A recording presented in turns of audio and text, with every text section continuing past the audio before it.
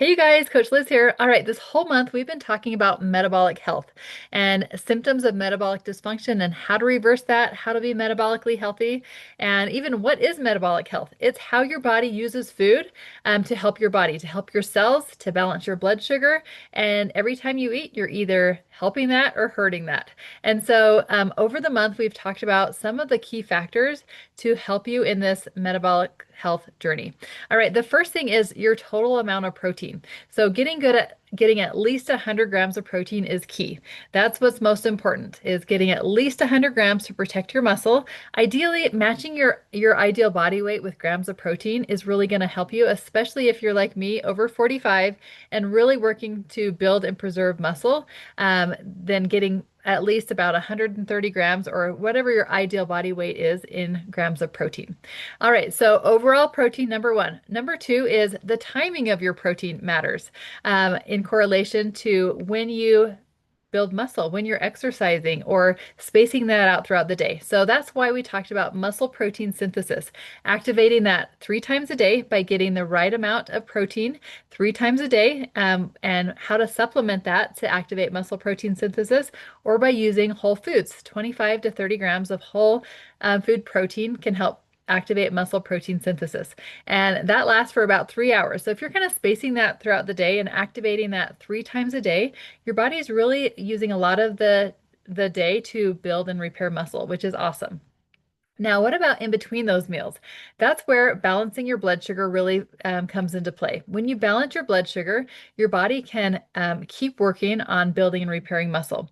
When your blood sugar is not balanced, that's when your insulin level spikes, because every time you eat, that glucose, which comes from any carbohydrate that comes from fruit, vegetable, grain, sugar, anything like that is a carbohydrate. It releases into your bloodstream. And what happens is when that spikes, your pancreas releases insulin, and that insulin takes that glucose or that sugar and has to store it somewhere to get your body back into balance. The first place it's going to look to store it is your liver and your muscles. Now, a lot of times your liver already has so much glucose in it. Same with your muscles. It's already full. It can't take any more because maybe you don't have a lot of muscle for extra storage space, or you eat a lot of carbs. And so that is already full. So by building more muscle and using muscle, it's going to create more space and empty out that space for more glucose to go in so that your body's not storing fat. But what happens if those are full? What happens is it goes into your fat cell. So that's why insulin is a fat storing hormone, because most often when your blood sugar spikes and your reserves are full, it's going into your fat cells. And that's how you gain weight, especially that dangerous visceral fat around your belly.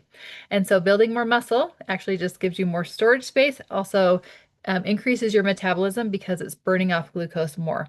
And so that's number one, is building and repairing muscle by activating that muscle protein synthesis and then balancing your blood sugar. So when you balance your blood sugar between meals, your body's releasing less insulin. It's storing less fat. It's causing less inflammation in your body. So a few ways really quick to help balance your blood sugar is check out Element 11 in your life book. Dr. Anderson talks about how to balance your blood sugar even beyond fuelings, because we all know the Optavia fuelings are designed to balance your blood sugar. So yes, use them for snacks to keep your blood sugar balanced, but you can also learn to use your own foods and what foods are going to help you keep that balance best. So in this element, he talks about the green foods on the glycemic index are foods that you want to eat most often. Those are things that you're going to be eating on one of our Optavia programs. The vegetables, the protein, those are the best foods to keep your blood sugar balanced. High fiber foods, those are important to balance your blood sugar. So learning what foods to eat most often. And then when you are eating something that is higher glucose levels, things that are going to spike your blood sugar, learning how to pair those with the right foods so that you don't get the dramatic spike. So one little trick is every time you eat, if you eat protein, every time you eat, that will help keep your blood sugar balanced. So especially if you're eating something that would spike your blood sugar, like rice, for example, is on the glycemic index almost the same as pure sugar. It will spike your blood sugar. But if you pair that with a protein, it helps to pull that down so it's not spiking like that. So when you learn to pair a carb and a protein together, that keeps your blood sugar balanced. Also, not eating carbs on an empty stomach. Don't eat naked carbs. Don't just eat bread by itself or fruit by itself. I like to pair it with a protein, and that will help keep the blood sugar more balanced. Now, if you're doing an Optavia program, it's all done for you. It's so easy. You just grab one of the fuelings every few hours. You learn that lean and green meal. You're learning what foods to choose most often. But this element really talks about how to do it with your own foods also.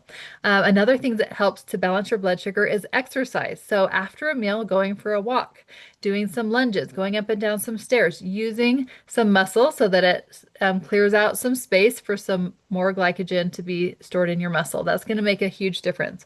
Also, things from our high five habits. So sleep and stress affect your blood sugar. Make sure you're getting enough sleep. That's when your body repairs. And then managing your stress, because stress can spike your insulin levels, make your body store more fat. Hydration also plays a role because it helps dilute the sugar in your bloodstream so that it is not spiking your blood sugar as fast. So making sure you're drinking lots of water also helps you eat less when you're drinking a lot of water. So those are all things that are going to help balance your blood sugar in between those meals. So number one, how much protein are you eating during the day? Number two, how are you spacing that out? Let me help you make it really simple to activate muscle protein synthesis at least 3 times a day in a very simple way. And then what are you doing in between your meals to balance your blood sugar more often?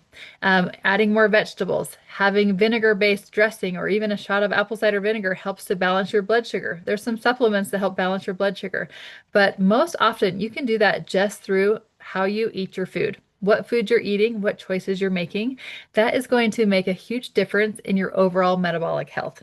All right, have a great week.